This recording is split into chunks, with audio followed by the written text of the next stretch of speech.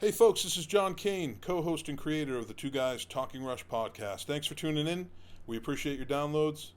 Both Dan and I are still on summer sabbatical, just taking a little break lakeside with a couple of ice cold Miller High Lifes and our sweaty tank tops and our old man fishing caps, the ones you stick the lures through, listening to the loons and, a little bit of Mystic Rhythms in the background, and it's a good night, I hope you're all doing well and your families are safe.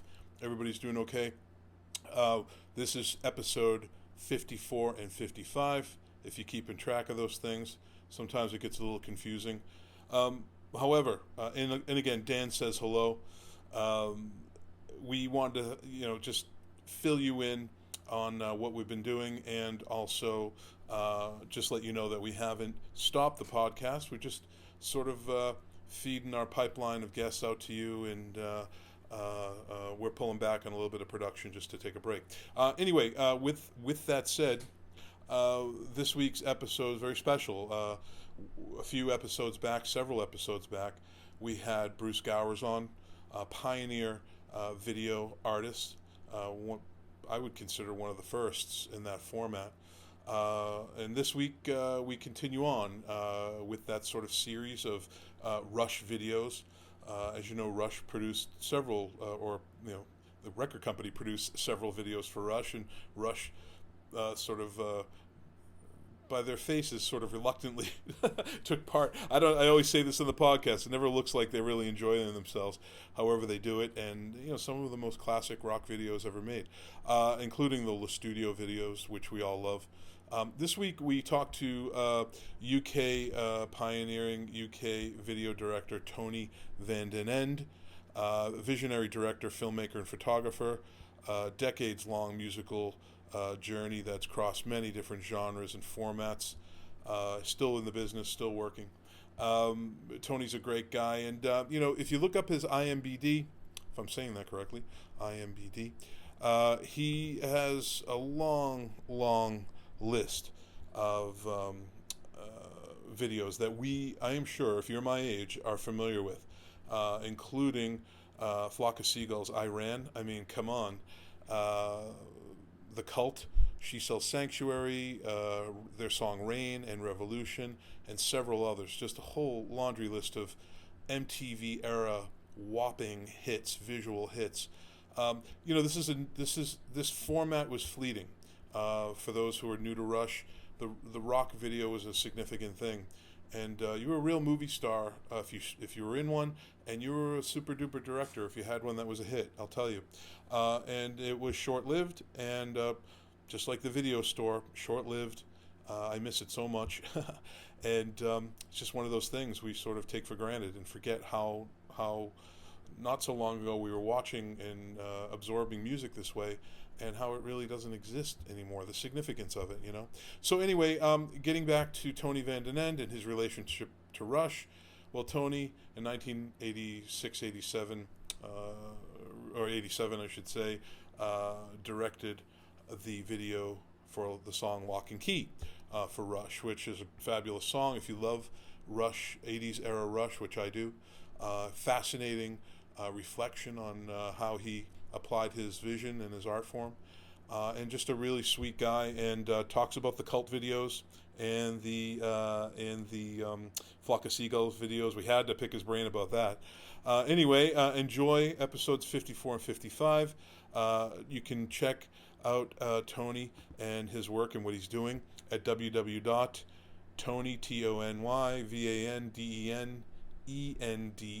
TonyVandenEnde.com. What can I say, folks?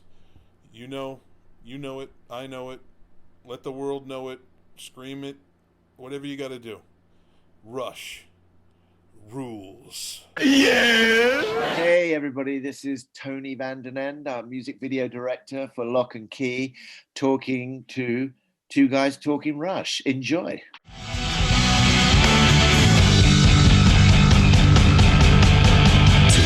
Guys are talking Rush 2 guys are talking Rush 2 guys are talking Rush 2 guys are talking Rush 2 guys.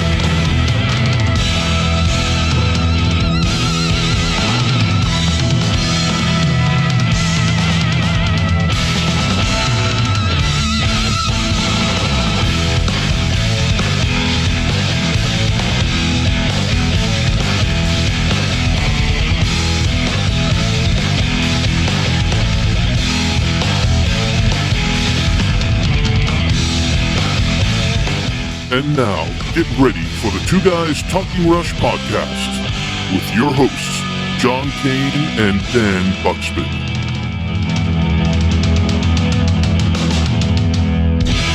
We're talking about two technologies that have just gone away: radio and now now, and it's sad, man. The way. But did and remind me of this. MTV famously at the end and the beginning of each video would show a little sort of signature of what the song was, the album. Did they also give credit to the director of the video? Not originally. Okay. But they did eventually. They did eventually. Like a little tummy tag down here. It would say band name, the label, whatever. Yeah. No, I mean, because once that began and you could actually see, so they have the band name and then it would be your name underneath. It was like, I mean, listen, I'm down to earth, but I mean, it's pretty crazy. It's a bit like you're in the band. Wow. Totally. Yeah, totally. Who was some of your, I don't want to say competition, but who were some other well-known video directors of this era that you might have maybe networked with, or maybe you're still friends with, or was there anybody that you remember?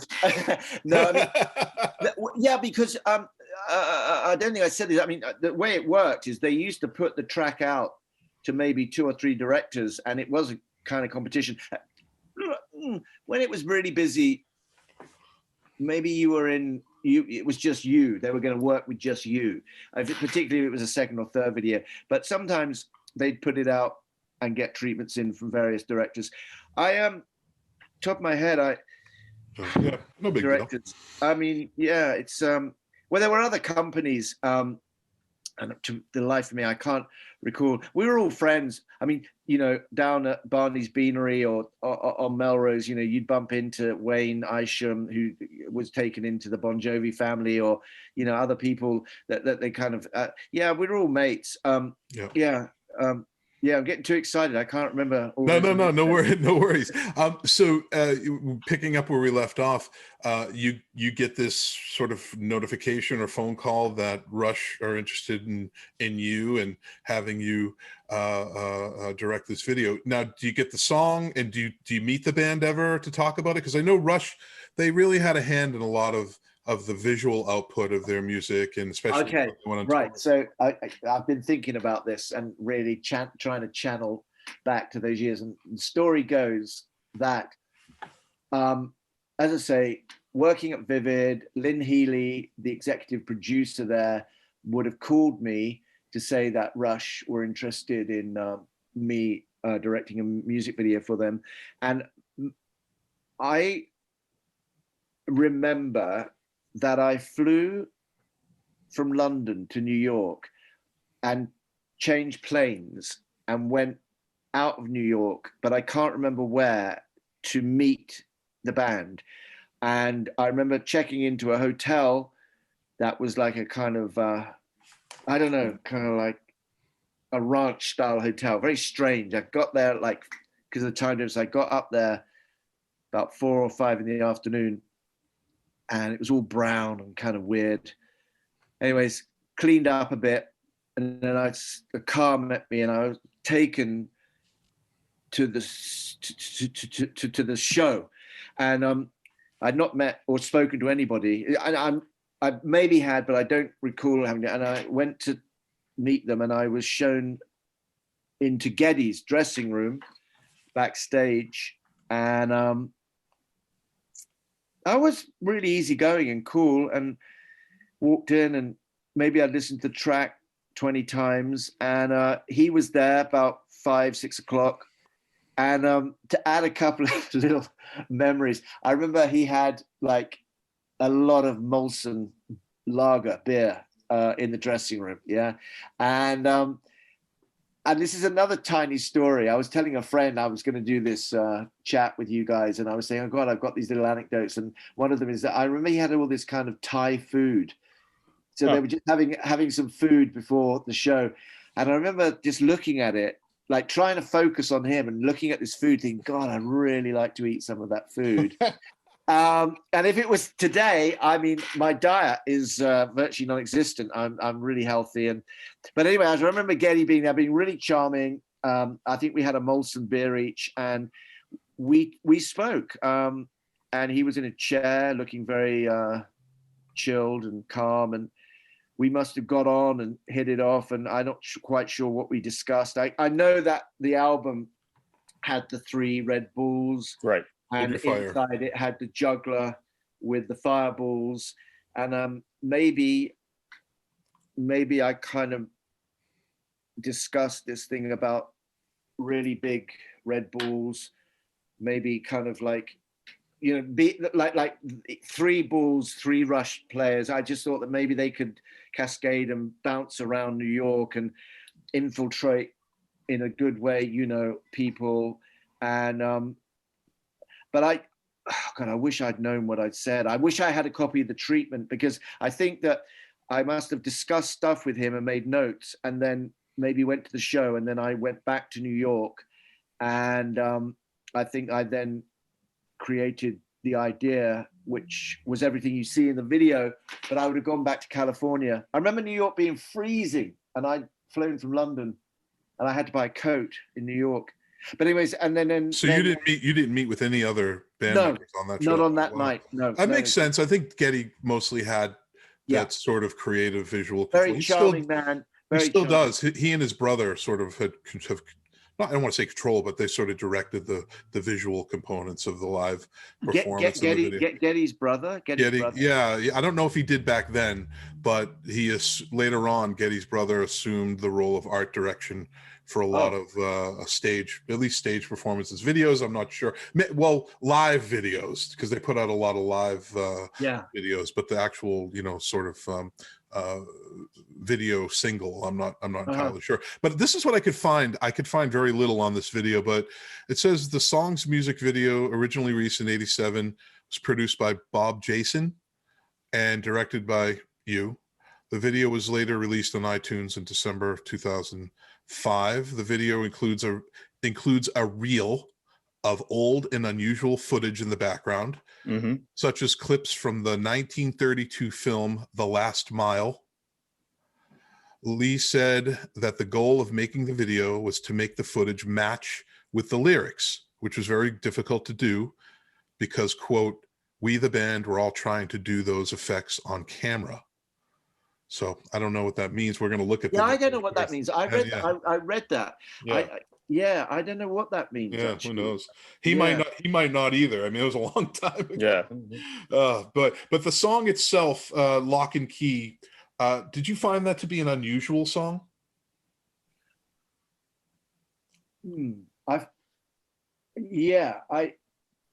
I say, I shot that video with Shriekback for Nemesis way back, and I hardly understood what that song was about, but Barry and I managed to kind of, I don't know, bond and get imagery that worked brilliantly with it in a menacing and creative way. I think that with Lock and Key, I sorry to be vague, but I just think what must have happened with Geddy at that meeting, he must have given me some pointers, because I'd have made some notes, and then I would have gone away and I'd have written out all the lyrics, and I'd have started just brainstorming, ideas. Because that film, The Last Mile, 1932, honestly, I cannot for the life of me think, where the hell did we get that idea from? Because I mean, it's quite strong footage. Whether it's relevant to the video or not, or whether that was just luck, I don't know. I mean, do you think it works?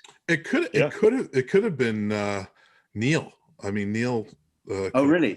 I think so. I mean, the song itself. So, just a little snippet of what the song is about. The song deals with the theme of every human being's primal, violent instincts underneath their civil appearance, their killer instinct, which is in the song, some of the song lyrics. Critics gave the song liking reviews, with some saying it had the quality of a hit single, and it did make Billboard, I think, up to number 16. But, again, Neil being the sort of driver of these lyrics, the author of these lyrics, it could have easily been him that's referenced that song from the film. Maybe he saw the film and said it. I don't know. If any of our fans know, I'm sure we're going to hear. We always say Yeah, Oh, we always get fantastic. emails. Yeah, totally. Yeah. Do you want to watch? You want to watch the video? Yeah. All right, this is the fun part. So, Okay. all right, let's see here. Boom. Here we go.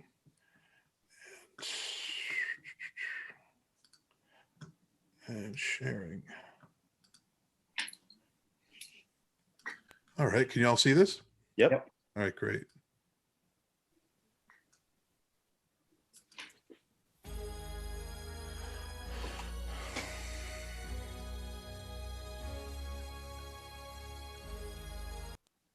Oops.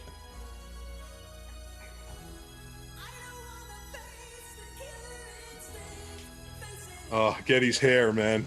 Yeah. So there are the red balls. That's from the Hold Your Fire cover there. Yeah. And that when you see the movie footage behind them, we built this huge cube. It's like a cube, and it rotates, and we had 2 projectors, which is how those images merged. Where was this filmed? Where was this shot? Oh, this stuff, that's in a studio in New York. Yeah.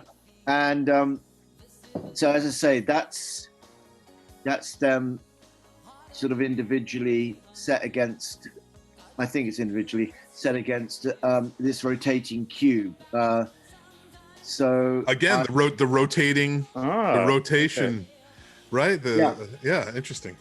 Yeah, can you just see the edges there just going round? Oh, okay. Yeah. Yeah. Oh, yes. So, because this is primitive times. I mean, before green screen, blue screen, and this red room, that was on the same. I need to go back here because I want to analyze this. So that, hold on one second. You want to freeze it or something? Yeah, right there. Is that Washington Square Yes.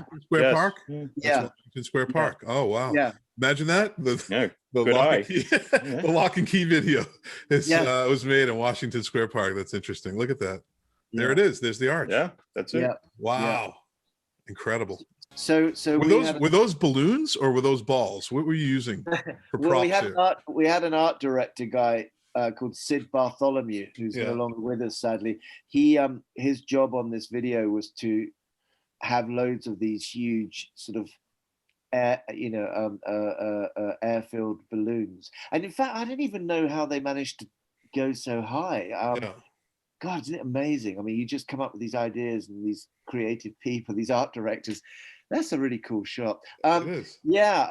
So I guess there we were with Crescenzo, Naturale, their cameraman, and we got like a nice, like looking up low angle shot of that arch with a lovely balloon going through it. And again, this is for real. This is no sort of CGI, right? Which I would have preferred any time of the day. But so where was the band being shot? Obviously, you're shooting outdoors for different shots. Where were you in London with the band, or are you in New York? No. Everything. No. That frame coming up in against Red, we hired a film studio. The 2 shots that you've just passed. This was in New York, a film studio. We had the rotating cube idea, and that red room. I've got a really cool little story about this because I had an idea that this red room, it sort of shrunk in size. It's sort of like it kind of like cornered you in a way, and it ended up. I think if you watch the video, you can see it sort of ended up. Let me pull that back. I'm trying to adjust my volume here. Let me go back to that red room here. No worries. There it is. That's a great shot. Yeah, that's a 3 shot of them, and there's the balloons on the toms at the bottom. Oh yes, yeah. So, but essentially, I think as the video progresses, you see each of them individually in that red set, and I wanted it to become claustrophobic and like to so almost overpower them, and it was all very well doing that, and each of them the band members were shot individually, and it was cool with Alex and Geddy, and then with Neil with that huge drum kit, I off the top of my head, he was just sat somewhere in the studio, and I said to Neil, could we possibly reduce the size of the kit for this shot that I had in mind, where this room sort of engulfs you? And he said, I'm not sure about that. He said, maybe you should ask Geddy to take a bass string off his bass. And I went, Whoa. Okay. Wow. Okay. Okay. So I think if you play the video on, I think in the end, Neil has the entire drum kit. Yeah. Were you, even though they're miming the song, were you impressed by their sort of attention? Yeah, their energy. Yeah. Yeah, always. They're huge energy, this band, I think. You know, really, really, really. See that guy going in jail there? Yeah, I think what the Red Room, for me, whether it works or not, I don't know. But what the Red Room was, it was just like a room engulfing you and imprisoning you. But if you play on, you'll see that instead of them being a three shot kind of thing. And tell me if you want me to stop anywhere, just tell me, okay? Yeah, okay. Yeah, cool. And we can watch it again too, so. Sure. So here we are. That's the whole band. Back to the footage. Editing must have been a nightmare because we don't have the computer technology like we did now back then. So must have been tough. No, it was not. Yeah, it was cut off of. You basically get a print from the negative, and I think I had a really good editor on this who was really musically orientated. Because I think it's a cool edit actually. Oh, it looks great. Okay, so now, yeah. Okay, 3 shot again. So you slowed down the frame rate here, but I wanted to say something. Yeah. It relates to what Dan was saying earlier about those early videos, and what I was saying too about how it, a younger generation now would look at some of those early music videos and say it is comparable to a silent film. The quality here is much better than those early 80s videos. Is your equipment better? Do you have more money? I mean, why is everything so much more vivid? We had a great DP, director of photography, Crescendo Naturale.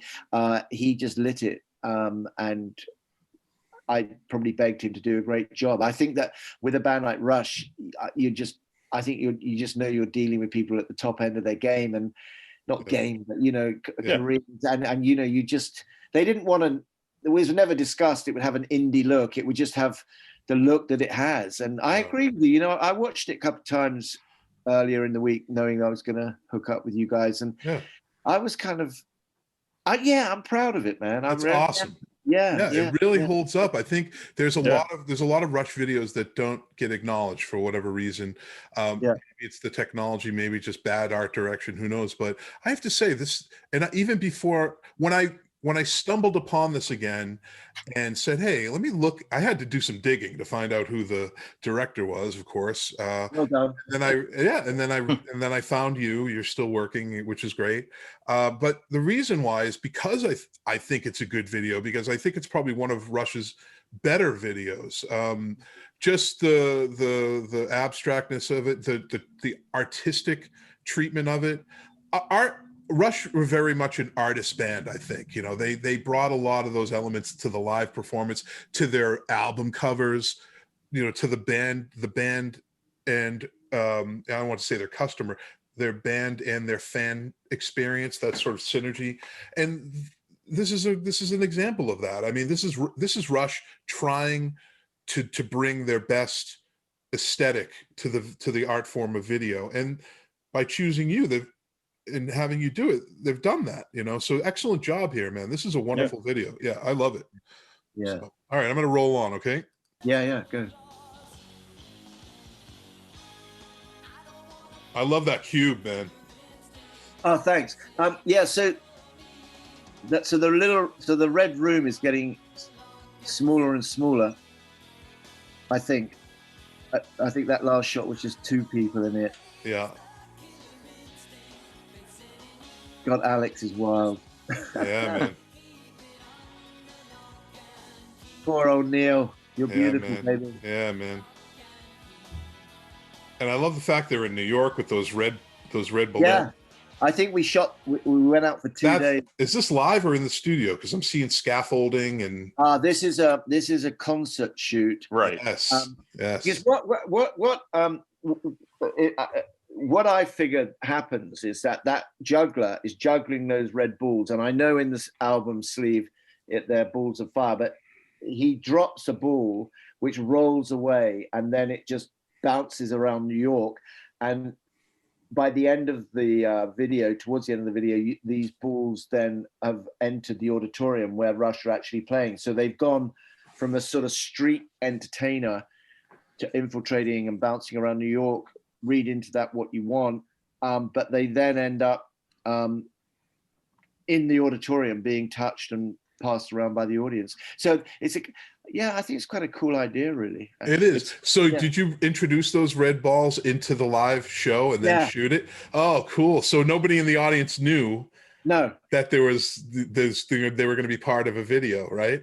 Yeah, there's one tiny story there that while we have a breath in our bodies is that we went, I think the show was a Saturday night, and we went up there and we had maybe 4 or 5 operators on cameras picking up shots from the concert, which we could just fuse in. I mean, some of the concert footage is probably not lock and key. It's probably just other moments from this show. Sure. However, towards the end of the video, we make it look like that the last, maybe they did play Lock and Key as the last song as a favor to me, but essentially those balls are pushed into the crowd, and the crowd we had 4, but 2 burst. They just poor old Sid Bartholomew, the guy that was looking after the balls, something happened with the heat, and we were freaking out going, Jesus, we're all up here in hotels, burning the money, and like and I remember Lynn Healy just threatening Sid with like she was going to murder him if he didn't find another Red Bull. But we managed to get 2, I think, into the auditorium, which you see towards the end of the video. Now, what auditorium was this? Where did they play? Do you remember? Oh, I wish I could tell you. Is it in the States? We must. Yeah, it was. It was. Okay. It was because the whole video was pretty much shot in New York, and that concert was not far from New York. It wasn't Madison Square Garden or somewhere. It was. I'm so sorry, I just can't remember. No, that's okay. That's okay. Yeah. What would you say your budget was for the Lock and Key video? Do you remember? I would say about 100 or 120 US dollars. Yeah, it probably wasn't enough, but it was good enough, kind of thing. And how long would you say that this entire shoot took? It took a day in a studio in New York, a couple of days on the streets with the Red Bulls, and then the concert. So 4 to 5 days, I would say. Yeah, which is unusual. It was unusual because normally, say for 100, 120, you maybe would do 2 days. But I think that because the Bulls, it was just a kind of guerrilla crew just out and about on the streets of New York. I don't even think we had permission to do those shots. We just probably had a couple of minibuses, one with the Bulls in and one with the crew in, and we just got out and just used. It was a little more like the Wild West back then. Like you could actually, like, people could appear on camera and it was okay. Now it's like get a release for everything. Oh yeah. I think we arrested in New York. I mean, I think there's exactly. Yeah, I think there's a shot earlier of one of those Red Bulls. Is that not outside the Metropolitan Museum? Yes. Yeah. They'll want to cut now. So well, it's history. I think it's absolutely perfect that this was shot in New York City. I didn't know that. I mean, I think that's wonderful. I've always thought it was shot in maybe London or something like that, but no. In fact, no, God, I mean, New York, Manhattan is so graphic. It's when you're from. I mean, I'm half Dutch, as you know, Van Den Ende, but I mean, to come to New York is always a thrill. Oh my gosh, man! Architecturally, and everything is just filmic and fabulous. Yeah. Cool. The video is not really overwhelmed by that, though. Like you had to tell me that this was shot in New York for me to start recognizing places, and I've lived here all my life. Yeah. But the video, there's really nothing that overwhelms the song or the performance in the video. I mean, you can see, obviously there's the cube, the red room, you made those choices and people see it. Yeah. But it's not about like, oh, that's the video with the red room, or oh, that's the video in New York. It's very much the song first. How symbolic is it that this music video and parts of it were recorded and filmed in Washington Square Park, the hub of music, folk music and all that? I think that's great. It's certainly not the same type of music, but it is music related. I mean, it's sort of like, maybe there's some sort of magnet there or something that pulls people into Washington Square Park. I mean, I bet you there's people down there playing music right now. Yeah, well, I think when I'd originally gone to Manhattan, New York with the Royal Shakespeare Company, I think on my days off, I'd have gone down to Washington Square. It's Soho, is it? Is that the area? Yes. Yeah, mm-hmm. Yeah, bookshops, and I think I maybe bought some poetry books of Patti Smith or whatever. So I mean, it's just landmarks. Not meant to be featured. Hey, I wanted to ask you. The 3 red balls on the album sleeve? Yes. Mm-hmm. That's a famous actor, by the way. I don't know his name, but he's sort of a character actor of the 1970s that's on that cover of that album. Yeah, Hold Your Fire. Hold Your Fire on the sleeve of the album. Yeah. So what? So the 3 Red Bulls. What? I mean, there's 3 because there's 3 guys in Rush. Do you know anything more significant about those? Yeah, Dan, if you want to look up Hugh Syme, do you want to run a search for Hugh Syme's concept on that? I forget. Is this the guy, the art director? And the Hugh Syme. Hugh Syme was there. He's sort of like the 4th member of Rush. He was the guy that, sort of worked with Neil and the band, of course, on these high concept visuals for the band. And just, if you think of the album covers of Rush, they're just so, iconic, But yeah, because I read that juggler that we're just discussing. I think I read this piece that didn't they have Dennis Hopper lined up for that part? And it could be. I mean, that's probably true. Yeah. But I don't want to lose my spot here, and I don't know. Anything, Dan? I'm looking. Rush's understated "Hold Your Fire" cover hides a big surprise. No, you guys should keep talking so I can, and then I will isolate. All right. You look, Dan, and we'll look at the rest of this. Yeah, so this is cool. This is alive. Yeah.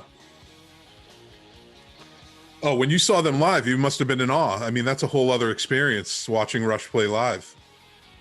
Yeah, well, I went to the show when I went to meet Geddy, stayed for about half the show, and then obviously on this night, oh yeah, there we go. Yeah, they're playing that live. I can tell. Now, now that looks like you sort of grayed out those areas. Like Neil looks like he's in black and white in some of those shots. Yeah, when you used to grade the footage, the colorists, as they're called, in the Latini suites, there was always new tricks. So you could keep the color of the t-shirt, but add a little bit of grittiness, maybe diffuse. I suppose because the movie's black and white, it meant that we wanted the band to sort of seamlessly sort of everything to be part of the world of this video, really. So we mix kind of looks. We would refer to that as oh my god, they look cool, man. Yeah, they do. Yeah. The only thing I can find really about the cover that Hugh Syme had to say was about the simplicity of it. Okay. He said, to have the cover that sparse with a more intricate interior, I liken it to the liquid center on a candy. When you finally bite through it, you encounter the unexpected. Wow. So, yeah. So that's what he had to say about that. No, I mean, it seems to me like just he wanted to keep it simple. And I don't think "Hold Your Fire" is a concept album. I mean, I don't either. Yeah, I think it's there's themes in that album, but I don't know if it's more so in their other albums where there's a clear and evident sort of continuum, a thematic continuum throughout the album. This seemed to be like individual songs in a lot more ways. They might have been trying to get away a little bit at the time from a more sort of conceptual thing. But they can't help themselves. They eventually started. I wonder if I back to that. I wonder if I was at this show. Because I saw this at the Worcester Centrum in Massachusetts, and, on that tour. And this is the first time I ever, which is really cool. It was the first time I ever saw Rush was on this tour. And for some reason, I remember these large really balls. That would be so fun. Yeah, that would be amazing. It would be amazing, man. Is that you in that shot? Well, Worcester, Massachusetts is not that far from New York. It's Western Massachusetts. It's about 3 hours away. Yeah. Wow. Well, I'm gonna look at the Dan. Can you? I'm sorry, I'm not I don't want you to be my guy, but no, it's fine. You are my guy right now. Can you? I am your guy. Can you look up the tour dates for Hold Your Fire in 1987? Yeah, we got to do some forensic detective work. Because if this would be after New York, because you said you saw them in New York. Yes, I think I just to repeat, I went to have the meeting with Geddy. I think I came back into New York. I then flew to Los Angeles. We came up with the idea. Then, as a team, we all then flew to New York to make the video. And I think that with the sequence would be shooting. A couple weeks later? Was that like a couple? Yeah. Okay. A couple weeks later. Then we just filmed the balloon. The balloons in New York for a day or a couple of days. Then we'd have done the studio. Oh, you know what? Now, did we do the studio before the concert or the concert before the studio? Because the Worcester tour dates were December 2nd and 3rd, 1987. Right. And you said it was cold, Tony. It was freezing. Was that a Saturday, Dan? It doesn't say, unfortunately, but we can go in the Wayback Machine and that's true. What was the date, Dan? December 2nd and 3rd. 1987. December 2nd, 1987. That, I wonder. December 2, 1987. Let's see. New York was a few days later. Oh, it was a Wednesday. Wednesday and Thursday. Yeah, that probably doesn't fit into the timeline. So it might have been after the New York shows that this. New Haven was a Saturday. New Haven, Connecticut. Yeah. Is that doable from Manhattan? Yes, easily. Yeah. So this could have been New Haven right here. Yeah. Interesting. Hey, hello, New Haven. Hey, John. I just tell you one, little story about this. This live concert evening is that as I say, we had about 4 or 5 camera operators. We didn't bring in any more lighting, I don't think. I think that we relied on their lighting setup. Yeah. Adding an audience ambient lighting. Anyway, I was just talking to a friend earlier, and I remember that somebody relayed a message to me that the camera guys on the side of the stage, they were to remain on the side of the stage and not to go onto the stage, because in those days, at a live concert shoot with 20 cameras, these days there's cranes and all sorts of tricks you can do with GoPros and what have you. But in those days, if you wanted anything detail, you really had to kind of wear a black t-shirt and march on stage during the show. So I think I got a message via Neil saying that they mustn't come on stage. And I told these camera guys to, obviously use lenses that could try and pick out some detail. But Crescenzo did go on stage, and I think he went in front of Neil's drum kit during the actual show. So we filmed other songs other than Lock and Key. I guess they had like 4 rolls of film each, and the whole idea was to sort of pick up cool bits. And anyways, when the show was over, I got a message to go and see Neil in the dressing room. And oh man, he gave me such a telling off. Did he really? Yeah, he did. He said the rule was they were not to come on stage, they were not to intrude and block the view of the crowd, la la la. And I just said, look, I relayed this message and I was doing my thing, and I got excited, and they, and I know occasionally they just did, venture a little way too far. He said, no. He said, no, they ruined the show. They ruined the show, man. And I thought, wow. Yeah. And this wasn't like tell Geddy to take a bass string off his bass. Yeah. This was sort of serious, because when I looked at him, I thought he looked really tough. And kind of hard, and I thought, fuck, I apart from apologizing, I didn't know what to say because it had happened, and he obviously had looked up from the drum kit to look at a camera watching him, and I remember leaving the dressing room feeling a little kind of distraught, to be honest with you. But yeah, so I imagine you had a hard job to do, and I think the Neil then is different than the Neil now, and he was probably so focused on his playing that he didn't want any sort of disruption. I mean, this isn't just your average drummer here. I know.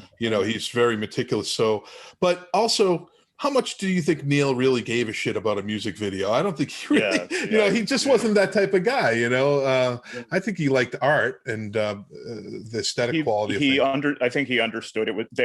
It seemed to me, my take on it from things that I saw them say over the years was they understood this needed to be done. This was an important commercial concern. You had to have a video.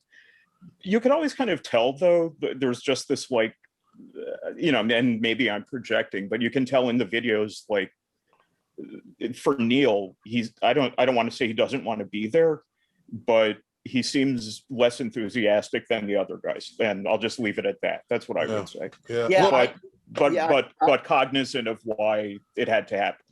Yeah, it's strange. I understand what you're saying, but just watching this, having watched it a couple times this week and watching it now with both of you, when I look at some of the real tight stuff on him, the way he looks, I don't know. I think he's a suppressed movie star. I think he likes it, actually. Oh, really? I do. Yeah, I do. I feel he's hammering those skins, man. And I've sat and looked at a lot of footage in my life, and he's a good-looking guy.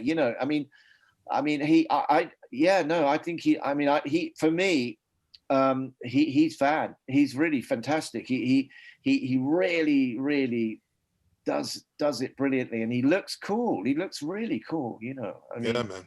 Yeah. But I mean, as you say, he may be the reluctant drummer in his mind. Not you're thinking, fuck, when this going to end? If I think Neil was still with us and on this episode, and listen to what you just said, he'd probably say, I'm very sorry, because I think he grew so much from this era. Not that he was doing it. I mean, it's weird because Rush are in their third stage of development at this time. I mean, they go on and just keep going on and on and on. We're talking about a 70s progressive rock band that's still surviving and selling out stadiums. I mean, that's without the support of radio. This wasn't a major radio hit or video. How popular do you think the Lock and Key video was to selling their albums? I mean, a very niche demographic is going to like this at this time. So, that Neil then is the, when I've watched and listened to Neil talk later on, he probably would be like, I'm really sorry. I imagine he'd probably, speaking on behalf of Neil, which I shouldn't be, I suspect he'd say, I'm sorry for the way I acted, but because you had a job to do, and I think Neil respected that sort of stuff. Well, what I was going to say, I hadn't really thought about this, but we all have a job to do, and the thing is that the label who are engaging our company and me to make this video is the day of reckoning is going to be whether they like it or not. And I, as a director, one of the things I learned is you just got to get the footage, because you can't invent it, man. I mean, it's not, that night we're all there to do it, and you got to push it. And and I mean, if we overstep the line, it's regrettable and apologies, but I mean, you had to. Yeah. And I suspect most of that cutting room floor footage went back to the label, right? You have to hand all that stuff off. Yeah. Well, listen, I'll tell you too. If you look at the videos that came out of this era of Rush, in particular this album, the Time Stand Still video, this is much better than that. Like a billion times better than the Time Stand Still video. Oh my God. It really. I'm sorry, but wow, that. Oh. Listen, that smell is that thing you smell is the Time Stand Still video. The Time Stand Still video gets sort of spat upon within their video catalog because of I think the floating. They're all flying around the video. Just like, really, we have to have this, really. I know, and I just wonder if all three members of Rush looked at all of their videos in one room and said, oh, well, that's not too bad. I suspect they'd say that about yours, like, this is the one. But I forget who directed the Time Stand Still video. Do you remember, Tony? That would have come out of this album. It would be funny if Tony did it. It could have been sitting you. Here talking all this shit about it. It's like, oh my God, that's wait. It's a merit. That video is incredible. Yeah. No, I think after my dressing down with Neil, I think I was persona non grata after that. I mean, I think if it had gone to number one, it would have been like, if my name came up again, Neil would have gone, not him. Oh wow. Well, Time Stand Still probably did better in the charts. It probably did better in the charts than Lock and Key. So I suspect. Yeah. I wonder if Time Stand Still came out first as a single. I would say maybe it did. I should have done a little bit more homework here. Sorry, fans. Allow me to consult the internet. All right. We'll keep talking. Yeah. So we got these big red balls in the auditorium, which we suspect is at Hartford, Connecticut. Let's roll on. Okay. I guess some Rush fans somewhere, love you all. I guess they're going to know which gig it was. Oh, we're going to hear from them. Oh, they'll tell us. They are very vocal, and they have no problem when letting you know hear stuff. and it's confirmed, please email me. I'm just desperate to know where I was on that night. Wow. So you got some close-up shots of Neil there. I can see why you get pissed. Yeah. You had to do it, though. You had to do it. Yeah. It was the Time Stand Still video was directed by Zbigniew Raczynski. Oh, yeah. Yes. I think I emailed that director. Wow, there it is. Wow. Tony, did Rush give you any feedback on the video? Did you ever hear from the band again after Lock and Key was premiered on MTV? I don't think, not directly, but it must have gone down okay because I don't have any memory of any problems with the label. We might have had to have changed a few shots or tweaked it, which is usual, but no, I think it went through and it was accepted. Good. Yeah, I tell you something. I'm thinking about it. I think that Geddy came to the edit suite and unexpectedly, and my editor was there, but I wasn't there. I think I was due to be there, but I got there like 20 minutes later, and he'd come by, and my editor said, "Oh my God, it was so bizarre." I went down with him, and he had a limo about a mile long, and he was really happy with the video. There you go. I remember the editor telling me that. Okay. In a very cold, and I remember now in New York at the editing, it was snow on the ground. Yeah, it must have been November, December time. Yeah. He was good with it. He was good with it, Geddy. Yeah, and in fact the fact that he pitched up at the edit suite to watch it was great. And it's sad that I wasn't there. It was just a mistake. I think he just randomly just decided to drop by. So anyways, that was it. So this is the story on the Time Stand Still video. So directed by, as you said, Polish filmmaker Zbigniew Raczynski. Yeah, Raczynski. Yes, had shot footage of country landscapes for Rush. The idea was to shoot short pieces of Rush performing the song against green screen, then composite them together. When we started working, Zbig decided he loved the stage and wanted to composite Rush over that instead.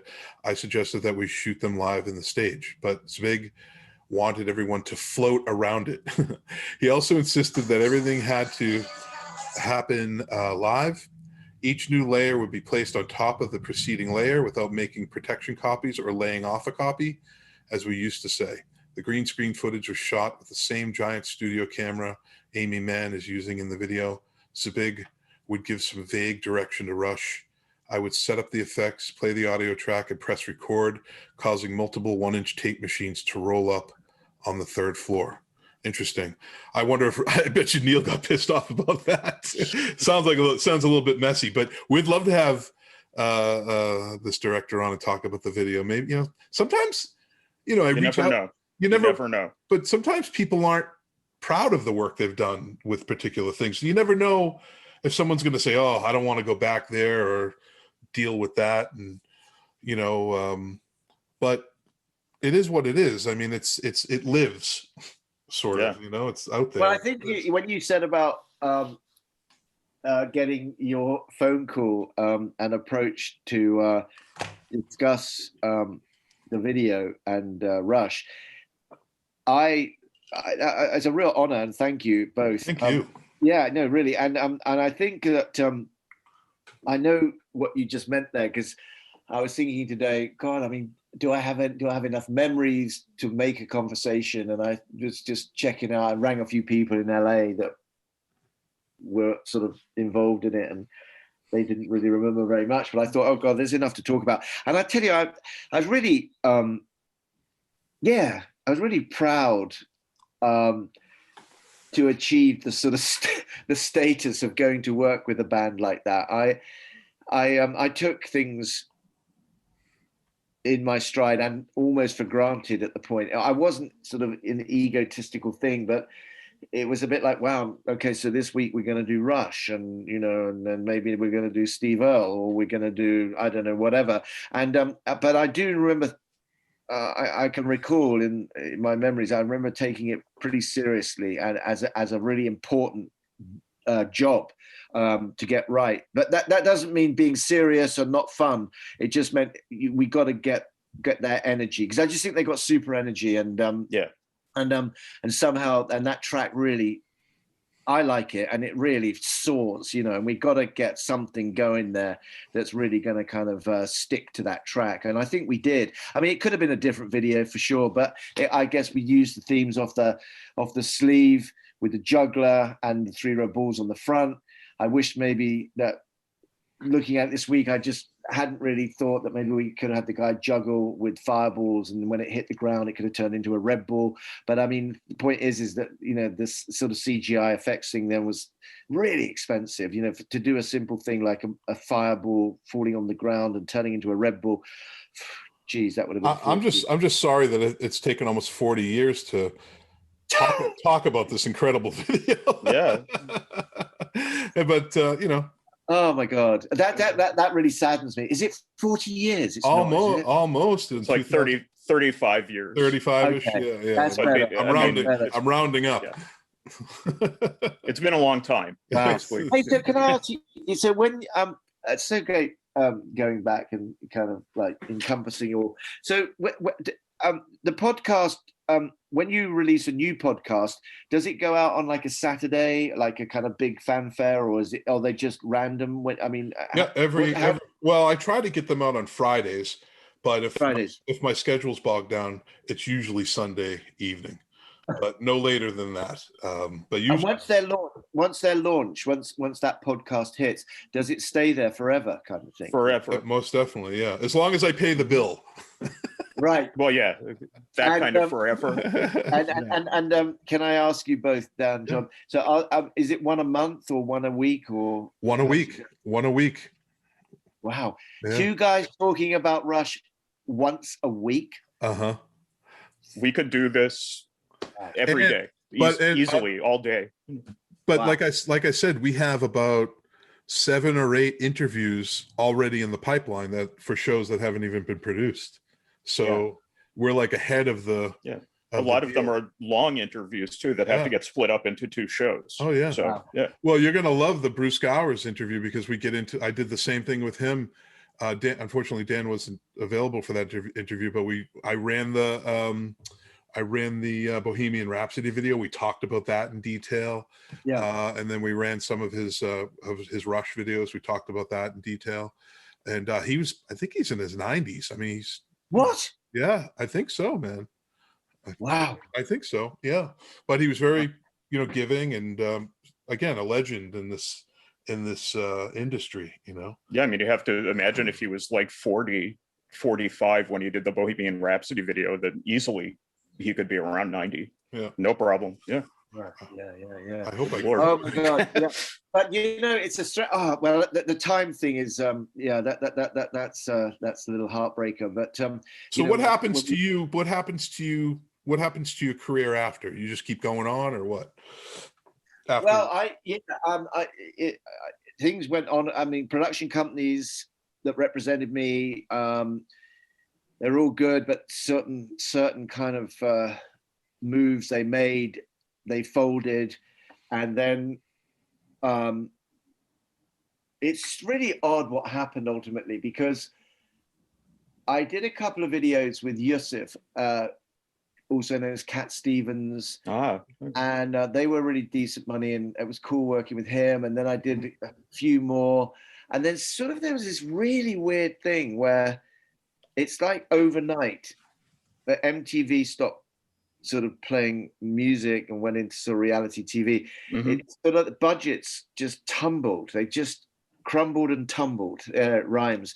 And when you say it was overnight, it was really overnight. Like, that's not an exaggeration. I feel like it was like just on Tuesday, it was like this. Yeah. And then on Wednesday, it was completely changed. Well, I don't mean to go on forever, but I was in Italy on holiday, and my daughter was there, and she's friends with Lily Allen, and we had TV on in the room in Italy, and she said, "Oh, Dad, have you checked this video out? Lily Allen's video. She shot it on her mobile phone." And I went, "What?" I mean, Jesus, because part of the way that the budgets were so high is that the way that things were broadcast, like on terrestrial TV. So, like, say the Rush video, it could end up being shown on the BBC in England, or, you know, like terrestrial channels. And they have these really strict, stringent things about sound levels and color levels. And so when you did the master tape at the end of the edit, from which the copies were made, it had to technically be absolutely correct. And the labels were really strict about this, you know, because if it went to Japan, China, anywhere, and then suddenly it all changed. You could make a video on your phone where, like, the qualities were just zero, you know. Anyways, so it did. So I took a bit of a hiatus, really. A few other things in my life changed, and I was a gun for hire. Production companies closed down. I sort of started shooting stuff for Comic-Con, interviews with superhero writers and this, that, and the other.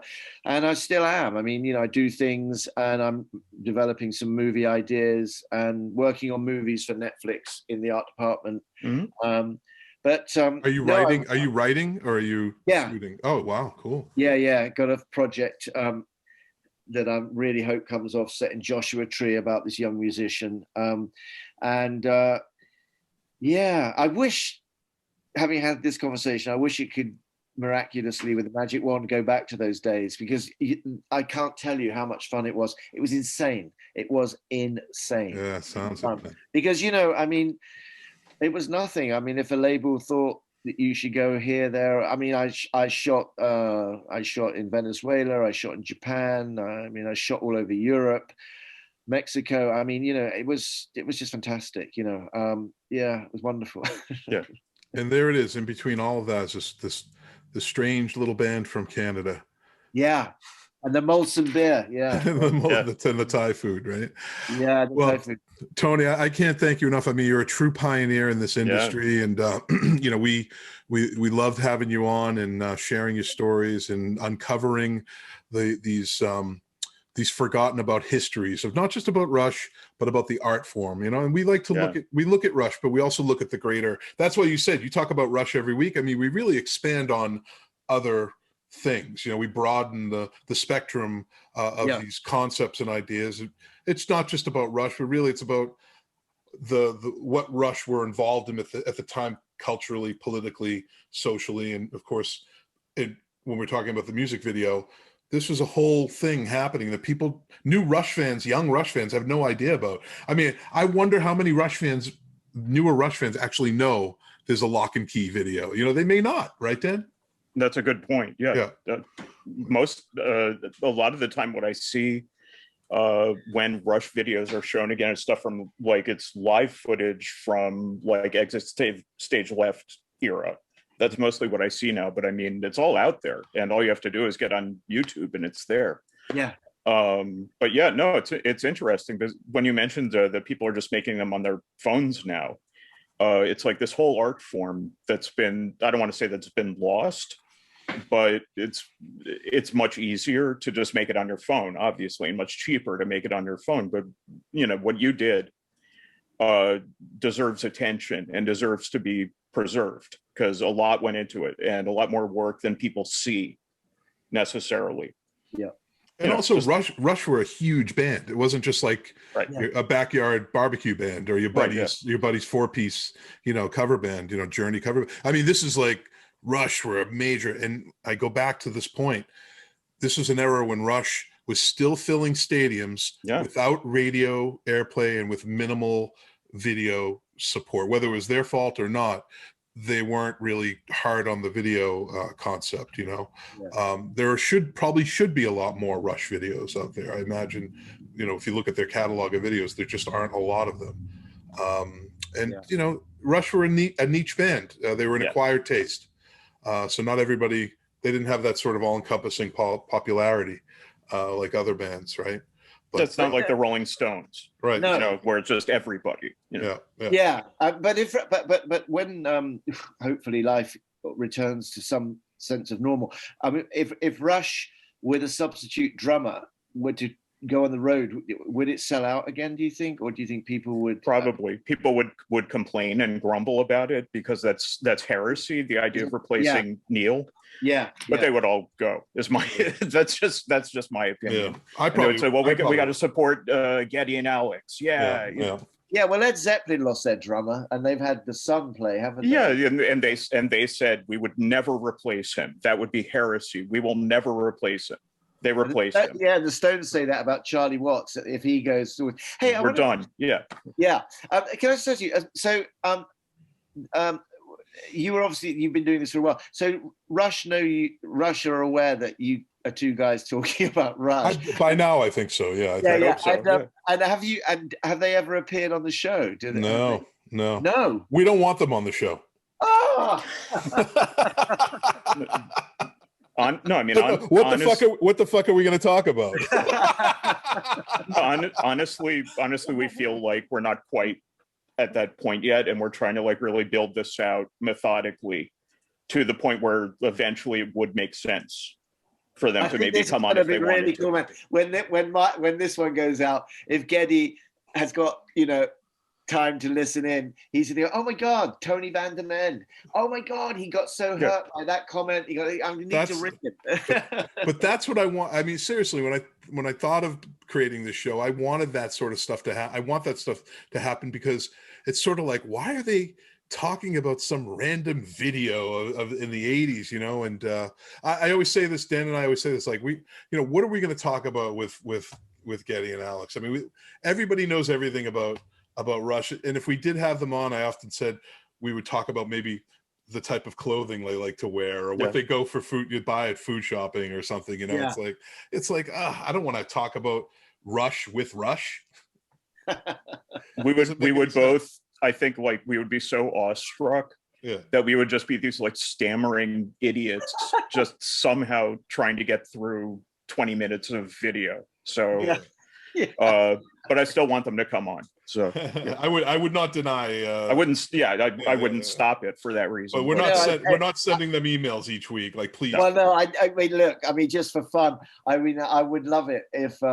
Oh God, when you just played the video and we were discussing it, I would love it if Alex and Geddy watched the video and spoke over it. I mean, I know they won't. Is it true that at the Rock and Roll Hall of Fame, Geddy just said blah blah blah? Oh, that was Alex. Alex. Oh, okay. Yeah, and very recently, a journalist for McSweeney's wrote an article that was not favorable to Rush, and all these fans have been inundating her with just video of Alex saying blah blah blah over and over again. So we're having her on in a couple of weeks to discuss how what the experience. Oh yeah, we want people on the show that actually hate Rush. We want to know. Yeah, we do. Yeah. I want to say. I did say it earlier. I mean, I just for the record. I mean, when that job just began to sort of get wind and was going to happen, I would be like, no, I'm always in awe of. It's like one day there's Rush. They've never met you. And the next day, Geddy's saying, "Oh, hi, Tony," and I'm going, "Oh, hi, Geddy." You know, and it's such a thrill because, you know, they're hugely famous. And I mean, I wasn't like a huge fan, but not that I wasn't a fan. I just didn't. There tends to be very little overlap between people who like the Velvet Underground and people who like Rush. There's not that Venn diagram. You don't see that often. I have to. I wish I'd never said that now. No, it's fun. I enjoy the Velvet Underground actually, and I do this podcast, so we exist. We're out there. If you Tony, if you look at the guests that we've had on in all 40 shows, you'll see we've had authors on, we've had musicians on.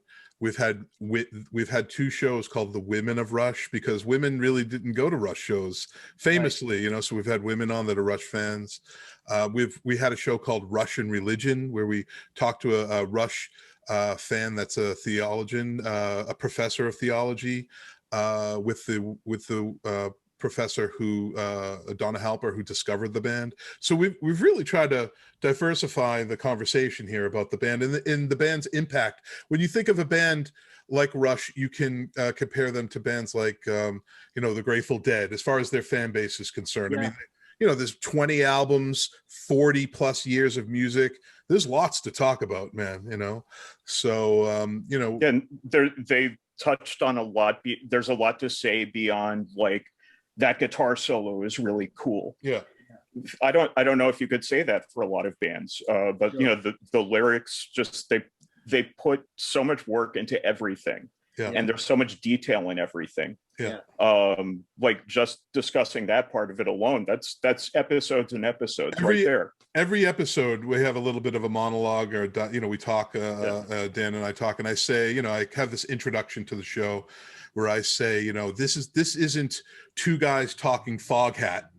Right. And Dan says, no, it's not, because there just isn't enough content there. Next week I'll say, this isn't 2 guys talking Andy Gibb, you know, because it's just, he was great, but what are you going to say? What are you going to say? I mean, you know, maybe a couple of episodes, but 2 guys talking Rush. Aha, there's more to the conversation there. So I think you're going to get all these angry emails from Andy Gibb fans now, being like, "How could you say that?" Fuck you. I like the fact that you can riff without a script, though, about a band, that, you know, there's sort of nothing that would catch you out. You know, every kind of minutiae of their existence. It's just an incredible thing. Actually. Well, it's because we're big dorks. That's why. No. I say that with pride. I'm proud to be a Rush dork. Yeah, and I love them with my whole heart, and I can riff on them forever, and I'm not ashamed of it. And I'm happy this is who I am, and I'm happy this is what I do. And I could do this every day easily. I think one of the well done, brother. I on the YouTube comments, I looked at the video the other day, and I was just reading the comments, and there's one guy, he wrote that he's like he's not in a band, but he likes playing guitar, and he tried to play Geddy's part of Lock and Key, you know, bass, keyboards, and sing, and he said he's just impossible, you know, that whole thing of having the asking thing. And I just thought it was so sweet that somebody, not sweet, but kind of cool, that this guy at home is, because I have like 3 guitars and I could still only play the same one song, you know, kind of thing. So the fact that this guy out there somewhere is trying to take on for pleasure, Lock and Key, wowee. Interview him. We have fans. We have fans on. We have an open door policy here on this podcast. Yeah. We have fans on all the time, man. We don't just have notable people on, but we because we're Rush fans, and this is the podcast is for Rush fans. So and we get great emails. Surprisingly, we're getting really noticed in the UK. There's a huge fan base for this podcast in the UK. We get emails. I had a fan send me 2 albums as a gift because he heard the podcast and heard I was looking for these albums, and they're quite expensive. As you know, vinyl is very expensive these days. And, he sent me all the way from the UK. He sent me a couple of albums. So I mean, stuff like that is just you know, that's just magical stuff. You know, just and also it's interesting, isn't it? I understand that that album that was actually recorded in the UK, wasn't it? Yeah, I was going to say that earlier. Rush, around this time, Rush, their producers are English. Yeah, they sort of have they have a history of producers and video art directors that are from other countries. So they sort of embrace the English culture and artistic vision. Would you say, Dan? Was it at the Manor Studios that album was recorded? The Hold Your Fire album? Internet. Yeah. Because I think that belonged to Richard Branson. It was a Virgin studio, Virgin recording studio. Yeah. Let's see. We're gonna look it up. I wonder why they'd have come to the UK to have recorded an album. That's bizarre. Yeah, the Manor Studio in England. Yes, exactly. Yeah. That's a famous studio. Yeah.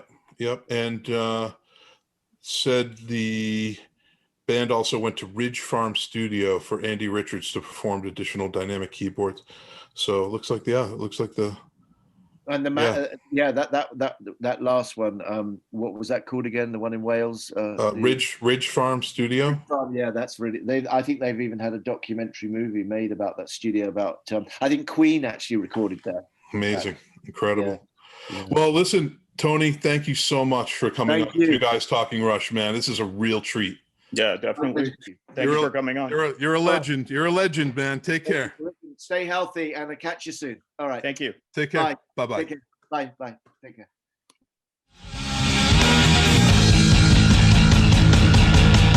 Two guys talking, rush two guys. Two guys talking, rush two guys talking, rush two guys. Two guys talking, rush two guys.